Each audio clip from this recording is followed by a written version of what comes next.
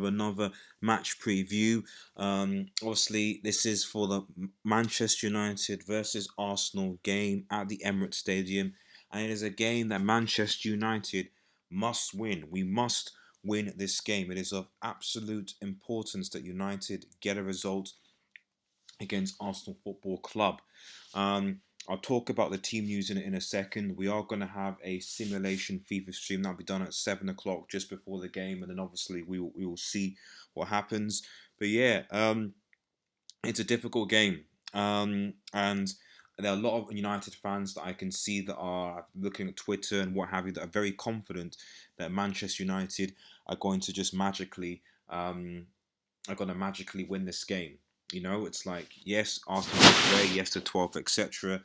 Yes, Manchester United have got this. But what I think people need to realise as Manchester United fans is that we don't have a midfield. I've got Paul Pogba in this picture. Ole Gunnar Solskjaer said Pogba would play. There are rumours around that he hasn't travelled. We will see when we see the team. But the reality is that we need Paul Pogba because Scott McTominay is injured. We have Fred. Obviously, Matic is there, and Pogba is just coming back from injury. If Pogba doesn't play, we only have two midfielders because Garner's not going to come, so it's going to be Fred and Matic. And do you think a midfield that has Fred and Matic will be able to compete even with this weak Arsenal squad? I don't personally think so. So for me, if Pogba plays, and I'll show you my preferred formation, my preferred way the people will be playing in a second. But I think if Pogba plays, we've got a good shout. Yes, I know he didn't play against Burnley, but I do generally think that this game is going to master midfield because Arteta has set up Arsenal to harass, to press, to cause problems. And if we're not careful, we could be in trouble. We got scored last time against Arsenal at the Emirates, and there's a chance that we could get scored this time as well. Shout out to everyone watching. Loran Krasnicki, shout out. He says, we need to win. We can't lose to bottle job Arsenal. Don Ragnar says, Pogba must play in the advanced position. If he pairs him with Fred and puts prayer in the number 10, then man will be lifting sofas at TV. There's a very good chance of that. We always just by the Emirates. Not particularly. It has been known as the Jesse Lingard Stadium from time to time, and it'll be interesting to see if Jesse Lingard plays in the number 10 position. I have a feeling he will. Raymond Moore must win for United. Now it's pivotal moment for us to get into top 4. Exactly, and this is the key thing here is that Chelsea obviously dropped points again to Brighton. I would have loved if Arsenal actually beaten them because with the dropping points, we would have actually got into top 4. But they didn't. They couldn't hand on because they bottled job FC. But anyway, even still, a win against Arsenal puts us 2 points within distance of Chelsea, with us still to play Chelsea at Stamford Bridge, and we could still do one over on them. So we do need to go at the jugular against Arsenal.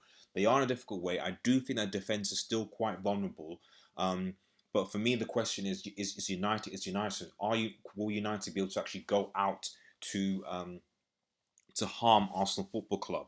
Now, if I just here, this is the team to whom I think should start against Arsenal.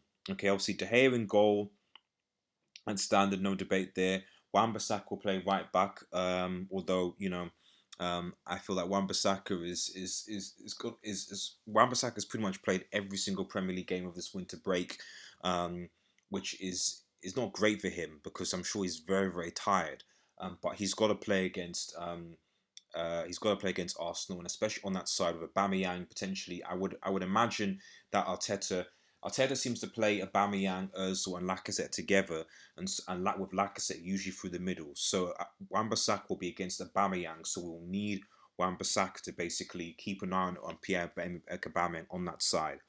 Maguire and Lindelof will be our centre backs. They really need to be switched on today.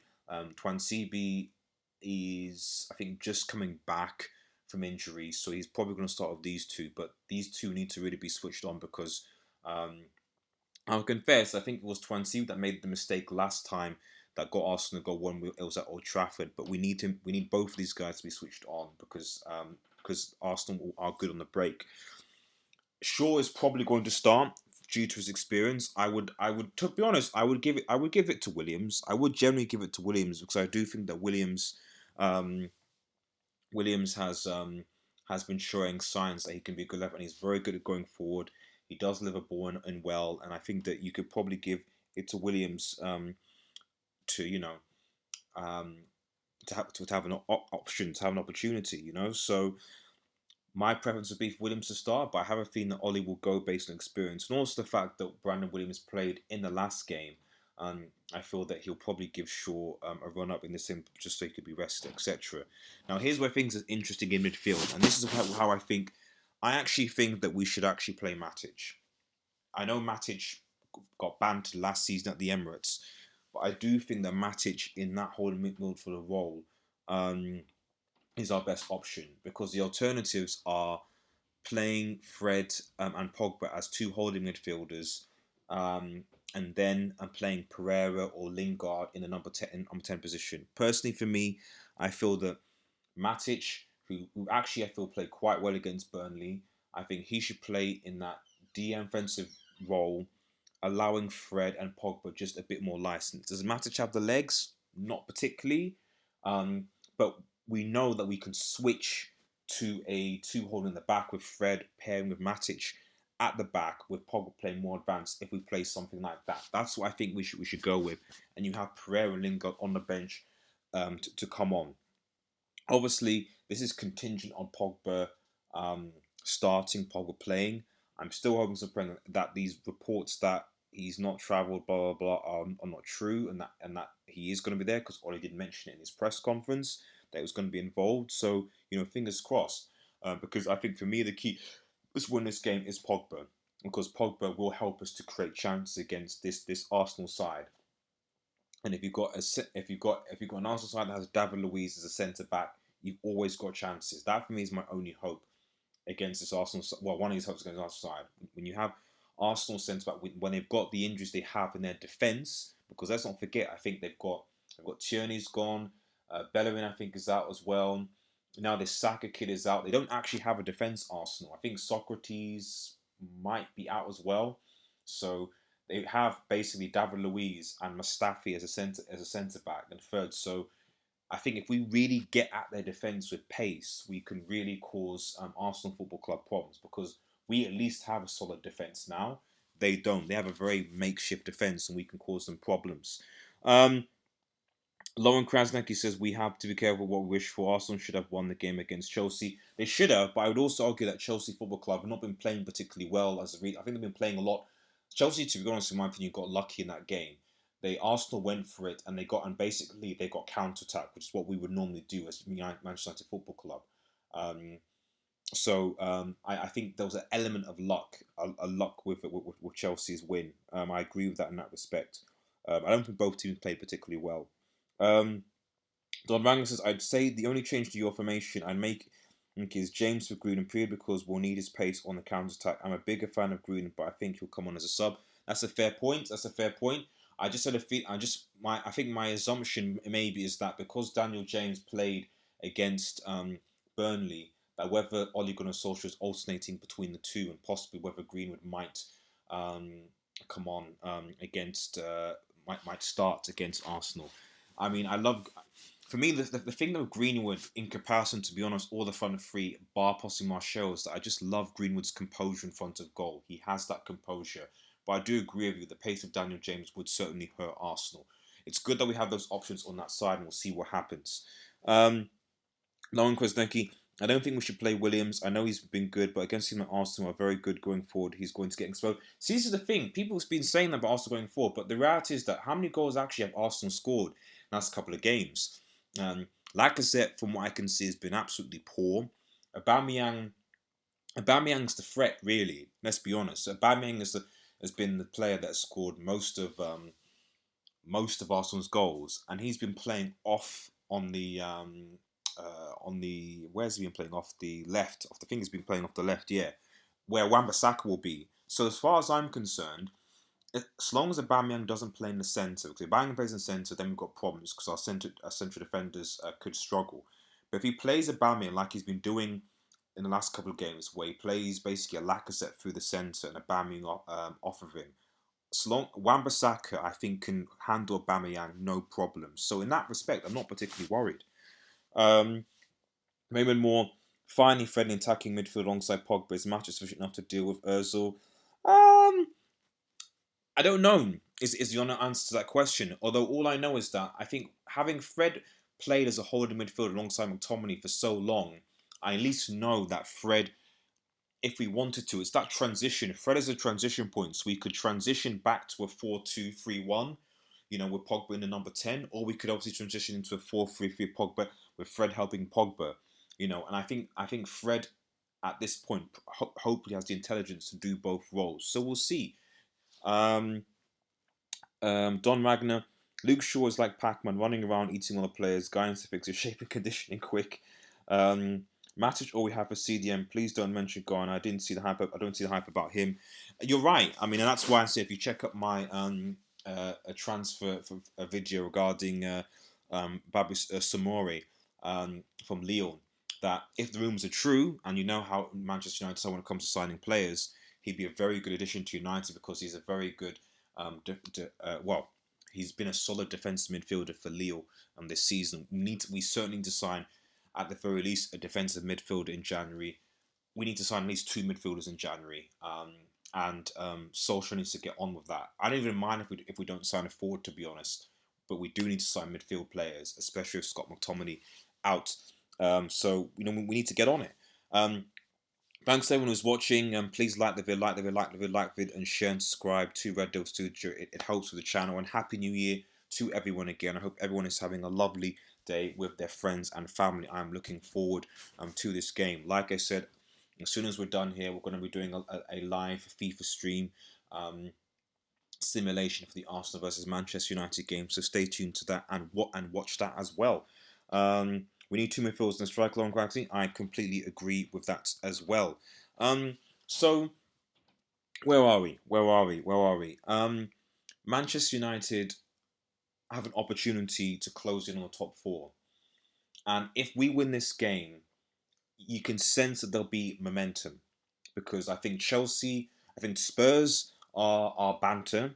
I don't think Mourinho has improved Spurs much. I think Arsenal are too far away, and I think they'll be too inconsistent. You hear about things like Aubameyang wants to leave. You see their injuries. So I don't think Arsenal in the equation. So really, United's main rival right now is Chelsea, and I think that Chelsea's inconsistency may come to bite them. We also still have to go to Stamford Bridge to play Chelsea, where I think we can win, especially because we can hurt Chelsea on the counter attack. So if we win this game, we're 2 points behind Chelsea. Chelsea, I think, have to play Arsenal at the end of January as well. And Arsenal, I think, will get some payback there. So the point I'm trying to make is that we have a good chance. We have a good chance to close in on the top four. And we can't blow this chance. We can't blow it because I'm not convinced that United have a strong enough squad to compete in the Europa League, especially if we don't make any signings in January. So at some point, to be honest, United have got to make a choice.